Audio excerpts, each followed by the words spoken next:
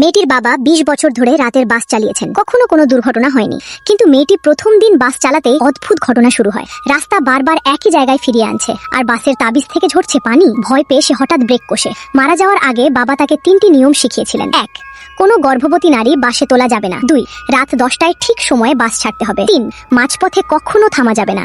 মেয়েটি যাত্রীদের এসব জানালে সবাই হাসাহাসি শুরু করে, কেউ বিশ্বাস করে না। এক বৃদ্ধা তো সরাসরি তাকে পাগল বলে বসে। শেষ পর্যন্ত সবাই বাসে উঠে পড়ে। বাস জঙ্গলের ভেতর ঢোকার পর ধীরে ধীরে সব চুপ হয়ে যায়। একজন ছাত্র জিজ্ঞেস করে, যদি সত্যি গর্ভবতী কেউ উঠে থাকে? মেয়েটি চুপ, কিন্তু হঠাৎ বাস থামিয়ে বলে, তাহলে আমরা কেউ বাঁচবো না। কেউ কথাটা গুরুত্ব দেয় না। বাস আবার চলতে থাকে, আর তখনই শুরু হয় আসল টুইস্ট।